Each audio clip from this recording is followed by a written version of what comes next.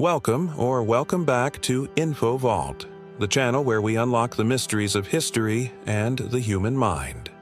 If you enjoy stories of strange events and unbelievable survival, make sure to hit that subscribe button so you don't miss any of our deep dives. Today, we are talking about one of the most extraordinary cases in medical history, a man who should have died instantly from a horrific accident, but instead lived on to change the way we understand the human brain. This is the story of Phineas Gage, the railroad worker who survived an iron rod blasting straight through his skull, and the mysteries his survival revealed about personality, the brain, and what it means to be human. Part 1. The Man Before the Accident. In the mid-1800s, the United States was rapidly expanding, and with it came the need for railroads. Phineas Gage was one of the many hard-working men who made this expansion possible. Born in 1823 in New Hampshire, Gage was known as a capable, energetic, and well-liked foreman. By 1848, at the age of 25, he was supervising a crew blasting rock in Vermont to clear the way for a new railroad line. Those who knew him described him as strong, smart, and reliable. He was the kind of man his employers trusted and his crew respected. His life was ordinary, until September 13, 1848, when everything changed. Part 2. The Accident. On that fateful day, Gage and his crew were using explosives to break apart rock. The process involved drilling a hole, filling it with gunpowder and sand, and then packing it down with a long iron rod known as a tamping iron. Phineas Gage held such a rod, 3 feet 7 inches long, over an inch thick, and weighing more than 13 pounds. It was a tool of the trade, but also a potential weapon of destruction if used carelessly. As Gage leaned over to tamp down the powder, something went horribly wrong. The powder exploded prematurely. In a fraction of a second, the iron rod shot upward with the force of a cannon.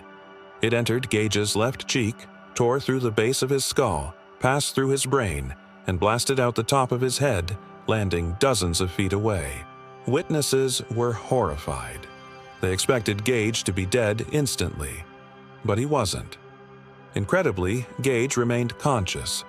Accounts say he stood up moments after the accident, spoke to his men, and even walked with assistance to an ox cart that carried him back to town. Blood poured from the wounds, yet he survived a blow that should have been fatal. Part 3. The Aftermath. Doctors quickly arrived, including John Martin Harlow, who would later publish detailed reports of Gage's case. When Harlow examined him, he couldn't believe what he saw. Here was a man sitting up in bed, speaking and moving, despite having lost a significant portion of his frontal brain. The rod had destroyed parts of his left frontal lobe, an area not well understood at the time. Gage endured weeks of infection, seizures, and suffering. At one point, his condition grew so bad that people prepared for his death. But somehow, he pulled through. After several months, Phineas Gage was not only alive, but able to walk, talk, and function. However, something had changed. Part 4. The Man After the Accident. Before the explosion, Gage had been described as polite, dependable, and level-headed. Afterward, he became impulsive, irritable, and unreliable. Friends said he was no longer Gage. He struggled with self-control, cursed frequently, and had difficulty holding down jobs. Where once he had been a respected foreman, afterward he drifted between work as a stagecoach driver, farm laborer, and later even traveled to South America. The injury had not destroyed his intelligence or physical ability, but it had altered his personality.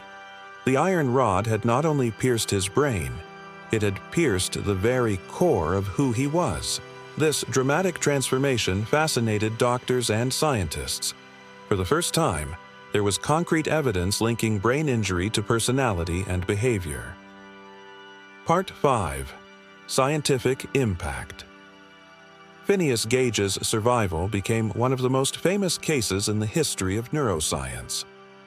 At the time, scientists had only a vague understanding of how the brain worked, Some believed the brain acted as a whole, with no specific areas controlling specific functions.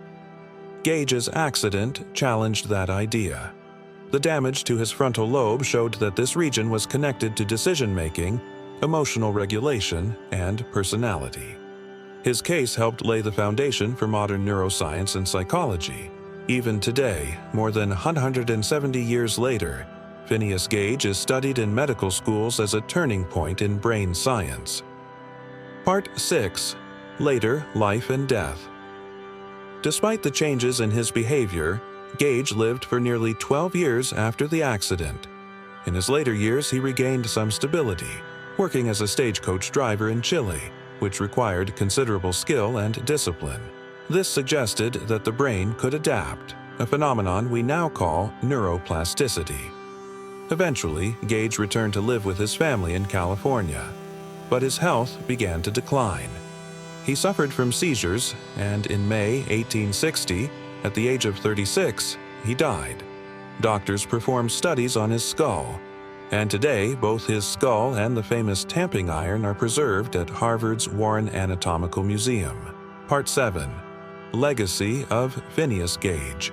The story of Phineas Gage is more than just a tale of survival. It is a reminder of how fragile and yet resilient the human brain can be. His case opened the door to understanding that our brains shape who we are, and that damage to certain areas can profoundly change personality, decision-making, and behavior. It also raised philosophical questions. If an injury can change who we are, what does that say about the connection between the brain and the self? To this day, researchers debate the full extent of Gage's transformation. I myself must admit it left me puzzled. Was he truly a completely different man? Or did he slowly recover more than early reports suggested? The truth, like much of neuroscience, may be somewhere in between. Phineas Gage's story is one of the strangest in medical history. A man who, by all accounts, should have died in an instant instead survived, lived for more than a decade, and helped reshape our understanding of the human mind. His accident reminds us that the brain is not only the seat of thought but also of personality, the essence of who we are. So, what do you think? Was Phineas Gage truly no longer Gage after the accident, or was his story exaggerated over time? Many will have their own different opinions. Share your thoughts in the comments, and don't forget to like and subscribe to InfoVault for more deep dives into history's strangest mysteries and human survival stories. Thanks for tuning in, and I'll see you in the next video.